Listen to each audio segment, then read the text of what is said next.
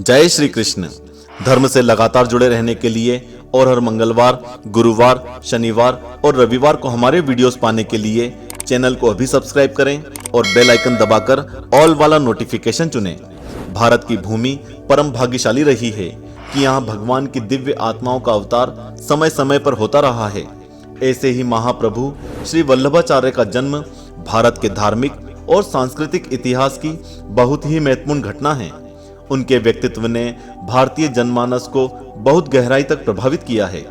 स्वागत है आपका आस्तिक स्पिरिचुअल सीक्रेट्स में। आज की सत्य और आश्चर्यजनक घटना शुद्ध अद्वैत ब्रह्मवाद के महान आचार्य और पुष्टि मार्ग की स्थापना करने वाले महाप्रभु श्री वल्लभाचार्य के जीवन से जुड़ी हुई है।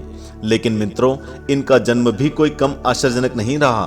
तो चलिए पहले जानते हैं इनके जन्म की अद्भुत किंतु सत्य घटना। श्री वल्लभाचार्य जी के पूर्वज आंध्र प्रदेश में कृष्णा नदी के दक्षिण में कांकरवाड़ स्थान के निवासी थे। वे विष्णु स्वामी संप्रदाय के अनुयायी और गोपाल कृष्ण के उपासक थे। गोपाल मंत्र उनका दीक्षा मंत्र था। श्री वल्लभाचार्य के पूर्वज यज्ञ नारायण भट्ट ने अपने परिवार में सोम यज्ञ की परंपरा शुरू की। उन्हें भगवान का यह वरदान मिला था कि 100 सोम यज्ञ पूरे होने पर मैं आपके परिवार में अवतार लूंगा। इस वरदान के सफल होने की प्रतीक्षा में इस परिवार में 5 पीढ़ियों तक सोम यज्ञ की अखंड परंपरा चलती रही। इस वंश में 5वीं पीढ़ी में श्री लक्ष्मण भट्ट का जन्म हुआ। उनका विवाह विजयनगर के धर्माधिकारी सुधर्मा की पुत्री इल्लम्मा गारू के साथ हुआ। श्री लक्ष्मण भट्ट 5 सोमयज्ञ पूरे कर चुके थे। इनकी पूर्ति के साथ ही इस वंश का 100 सोमयज्ञ करने का संकल्प पूरा हो चुका था।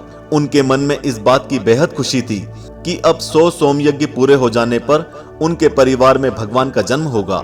जिन दिनों श्री लक्ष्मण भट्ट काशी में हनुमान घाट पर एक मकान लेकर रह रहे थे, उन्हीं दिनों काशी पर प्रबल मुस्लिम आक्रमण होने की आशंका बनी। लोग काशी छोड़कर भागने लगे। श्री लक्ष्मण भट्ट भी अपनी धर्मपत्नी इल्लम्मा गारू के साथ अपने मूल स्थान आंध्र प्रदेश की ओर चल दिए। उस समय इल्लम्मा गारू को 7 महीने का गर्भ था। उनकी स्थिति चलने लायक नहीं थी, किंतु काशी छोड़ना आवश्यक था। इसलिए वे अपने पति के साथ लंबी यात्रा पर निकल पड़ी। यात्रा लंबी और मुश्किलों से भरी थी। इल्लम्मा गारू काफी थक गई थी, फिर भी यात्रा जारी रखना ही था, इसलिए वे चलती रही। वे लोग मध्य प्रदेश के रायपुर के पास चंपारण नाम के स्थान पर पहुंचे, जो कि वर्तमान में छत्तीसगढ़ में है। लगातार चलने की मेहनत और थकान के कारण इल्लम्मा गारू को अचानक ही पेट में दर्द होने लगा। उन्हें वहीं रुकना पड़ा। वहीं रात से पहले इल्लम्मा गारू को बच्चा हो गया। नवजात शिशु ना तो रोया और ना उसमें किसी प्रकार की हलचल ही मालूम पड़ी। रात के उस अंधेरे में उस बालक को मरा हुआ मानकर कपड़े में लपेटकर श्री लक्ष्मण भट्ट ने एक पेड़ की कोटर में रख दिया। श्री लक्ष्मण भट्ट और इल्लम्मा गारू जी ने 100 सोमयज्ञ पूरे होने पर भगवान के अवतार के दिव्य सपने संजोए थे, किंतु यह क्या हो गया?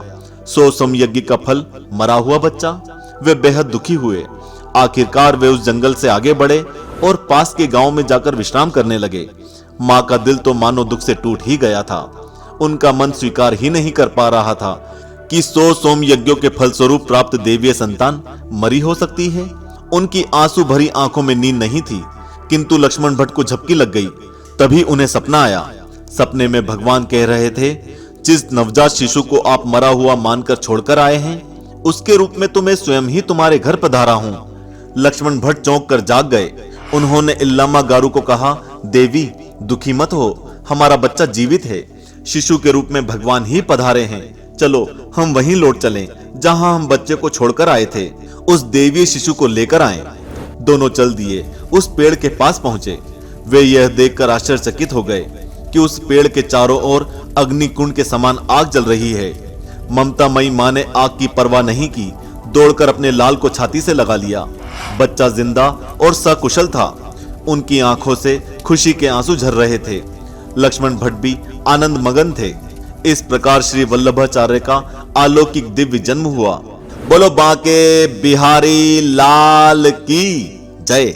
वल्लभाचार्य बड़े हुए तो उन्होंने पूरे भारत की 3 बार यात्रा की।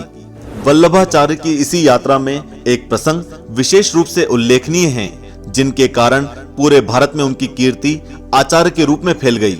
यह प्रसंग जगन्नाथपुरी का है। जब श्री वल्लभ भगवान जगन्नाथ जी के दर्शनों के लिए वहां गए तो वहां एक विशाल धर्मसभा लगी हुई थी जिसमें अलग अलग दार्शनिक और धार्मिक संप्रदायों के विद्वान शामिल हुए थे। इस धर्म सभा में वहां का राजा भी उपस्थित था। चर्चा 4 प्रश्नों पर केंद्रित थी। पहला प्रश्न, मुख्य शास्त्र कौन सा है? दूसरा प्रश्न, मुख्य देव कौन से हैं? तीसरा प्रश्न, मुख्य मंत्र क्या है? और चौथा प्रश्न, मुख्य कर्म क्या है? वहां उपस्थित विद्वान अपने अपने मत रख रहे थे, किंतु ऐसा कोई समाधान पेश नहीं हो सका जिसे सब लोग एक साथ मान लें। बाल सरस्वती श्री वल्लभ ने जब वहां पहुंचकर यह देखा कि कोई निर्णय की स्थिति नहीं बन पाने के कारण धर्म सभा भंग होने वाली है, तो उन्होंने राजा से चर्चा में शामिल होने की अनुमति मांगी और उन्होंने कहा, भगवान श्री कृष्ण के द्वारा गाई गई श्रीमद् भगवत गीता ही एकमात्र शास्त्र है। श्री कृष्ण ही एकमात्र देव हैं। भगवान श्री कृष्ण का नाम ही एकमात्र मंत्र है और भगवान श्री कृष्ण की सेवा ही एकमात्र कर्म है।